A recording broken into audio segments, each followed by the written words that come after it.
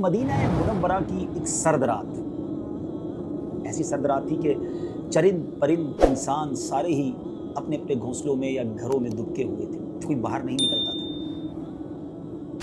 मगर इस सर्द रात में दो शख्स मदीने की गलियों में घूम रहे थे। हुलिये से ऐसा लग रहा था कि एक आका है और दूसरा गुलाम है, और चलने का अंदाज ये बता रहा था कि चहल कदमी नहीं बल्कि किसी खास मकसद के लिए जा रहे हैं।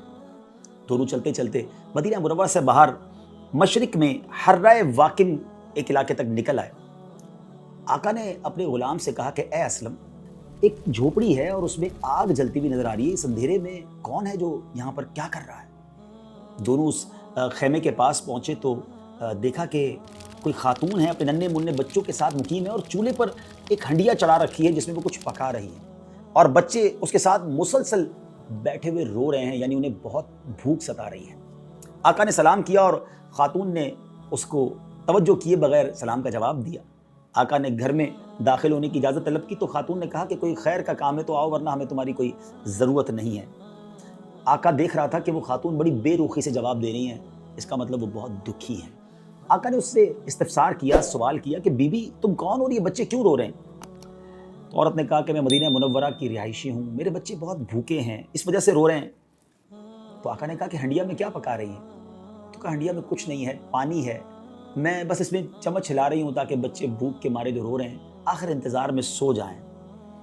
दुखियारी खातून ने अपना दुख बयान करते हुए फरमाया कि मैं एक गरीब औरत हूँ, मेरे पास इतनी भी अखराजात नहीं है कि मैं अपने बच्चों को खाना खिला सकूँ, उनका दिल बहला रही हूँ, लेकिन हमारे अमीरुल मोमिनीन हैं जिनको हमारी खबर ही नहीं है, हम उनके महकूम हैं, वो हमारे हाकिम हैं, हम उनकी रियाया हैं, उनका हक बनता है कि वो हमारी खबर गिरी करें, मगर हमारा तो वक्त जैसे तैसे गुजर जाएगा, लेकिन कल बरोज़ क़यामत अमीरुल मोमिनीन और हमारे दरमियान अल्लाह अज़्ज़ा वजल फैसला फरमाएगा, और यकीनन आखिरत की पकड़ बहुत सख्त है। जब आका ने उस दुखियारी औरत का दर्द सुना तो आबदीदा हो गए और दर्द भरे लहजे में कहने लगे कि ए बीबी, अल्लाह तुम पर रहम करे, तुम्हारी मुसीबतें और परेशानियां दूर फरमाए, लेकिन अमीरुल मोमिनीन को क्या मालूम तुम किस हाल में हो, उसका क्या कसूर है? तो बूढ़ी औरत ने कहा कि वो हमारा हाकिम है और हमसे गाफिल है, इसे मालूम ही नहीं कि हम किस हाल में हैं। बहरहाल आका उस दुखियारी औरत का गम सुनकर खुद भी आबदीदा हो गया, घर से बाहर आया और अपने खादिम असलम से कहा कि ए असलम जल्दी चलो। वो दोनों फिर उस सर्द रात में चलते हुए मदीना मुनव्वरा की अंदरूनी आबादी की तरफ आ गए। आका बहुत गहरी सोच में था, क्योंकि जो औरत ने हालत ज़ार बयान की थी वो उसकी आप बीती सुनकर उसके दिल पर बड़ा बोझ था। बहरहाल वो आका गल्ले के अनाज के गोडाउन के पास पहुंचा, अपने खादिम से कहा कि जल्दी जल्दी एक बोरी लो, उसमें आटा भरा गया, खजूरें डाली गईं, कुछ रकम भी डाली गई, खाने पीने का सामान भी। और जब ये पूरी बोरी तैयार हो गई तो आका ने असलम से कहा कि असलम मुझे जल्दी से मेरे कंधे पर ये बोरी रख दो। असलम कहता है हुजूर मैं आपका खादिम, आप मेरे आका, बोरी मैं उठाऊँगा। तो एक तारीखी जुमला उस आका ने कहा कि आज इस दुनिया में तो तू मेरे हिस्से का बोझ अपनी पीठ पर उठा लोगे, लेकिन मेरी तकलीफ़ क़यामत के दिन कौन बर्दाश्त करेगा जब कोई किसी का बोझ जान नहीं उठाएगी और किसी को किसी की तकलीफ़ ट्रांसफ़र नहीं की जाएगी। अब इसके बाद ये अजीब हुक्म था कि ग़ुलाम के होते हुए आका ने उस बोरी को उठाया। दोनों फिर तेज़ तेज़ चलते हुए फिर उस बुढ़िया के खेमे पे पहुँचे। अब उसने आका ने जाकर बुढ़िया की झोंपड़ी में, उस खेमे में अपनी बोरी को उतारा, खाने पीने का सामान निकाला गया, हंडिया के अंदर अब बाकायदा खाना बनने लगा। पहले तो पानी गर्म हो रहा था ना, और आका आग भी जलाता रहा, उसे फूंक भी मारता रहा, यहाँ तक कि उसकी दाढ़ी के अंदर से धुआं जो है वो निकल कर बाहर आने लगा। और खाना पकाते पकाते उस आका ने जब खाना तैयार हो गया तो चूल्हे से हंडिया को उतारा और औरत से कहा कि कोई बड़ा बर्तन ले आओ। औरत बर्तन लाई, उस पर खाना डाला गया, अपने हाथों से आका ने उसे ठंडा किया। जब खाना ठंडा हो गया तो बच्चों को करीब बुलाया, अपने हाथों से उन बच्चों को खाना खिलाया। जब बच्चों ने पेट भर कर खाना खा लिया, खुश हो गए, तो अब उसने बच्चों की दिल जोई के लिए उनके साथ खेलना शुरू कर दिया। बच्चे खिलखिलाकर, जो बच्चे थोड़ी देर पहले रो रहे थे नाजरीन, अब वो बच्चे हंसने लगे। अब आका ने जब ये सब कुछ हो गया तो बकिया खाना खातून के पास छोड़ा और अपने खादिम असलम के पास सुकून के साथ आकर बैठ गया और उसके कंधे पर ऐसे हाथ रखा कि जैसे अब बहुत बड़ा बर्डन जो है, बोझ जो है वो उतर गया। वो खातून उसकी तरफ मुतवज्जो हुई और कहने लगी कि तुम इतने शफीक और रहम दिल हो, इस मुसीबत की घड़ी में तुमने हमारी दाद रसी की है, बच्चों के चेहरों पर मुस्कुराहट के मोती बिखेरे हैं, मैं किस मुँह से तुम्हारा शुक्रिया अदा करूँ?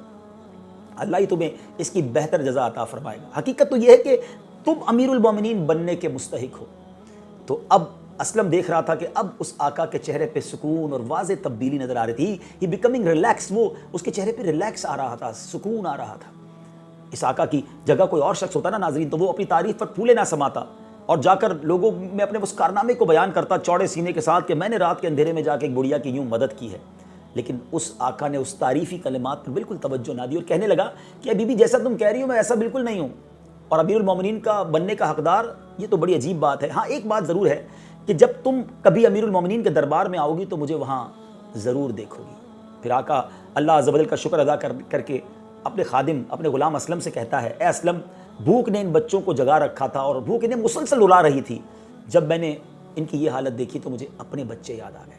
میں نے اپنے دل میں تہیہ کر لیا پکا پرامس کر لیا تھا کہ جب تک ان بچوں کی بھوک کو ختم نہیں کروں گا ان روتے چہروں پر مسکراہٹ نہیں لاؤں گا میں جب تک چین سے نہیں بیٹھوں گا اور نہ ہی واپس اپنے گھر جاؤں گا. اور اللہ کا شکر ہے کہ میں اپنے مقصد میں کامیاب ہو گیا. ناظرین یہ آقا اور یہ غلام پھر مدینے کی گلیوں سے ہوتے ہوئے اپنے گھر واپس آ گئے. اب ہو سکتا ہے ایک سوال سب ناظرین کے ذہن میں ہو کہ یہ آقا تھا کون کہ جو اپنے اور غلام کے درمیان امتیاز نہیں رکھتا تھا.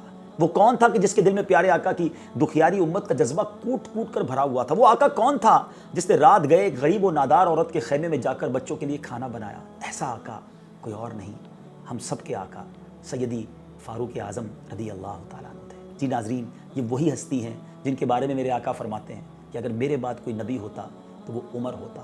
حضرت عمر جو آدھی دنیا پر حکومت کرتے تھے مگر احساس ذمہ داری کا حال یہ تھا کہ مدینے کے باہر ایک خیمے میں ایک بوڑھی عورت بھوکی ہے اور اس کے بچے بھوکے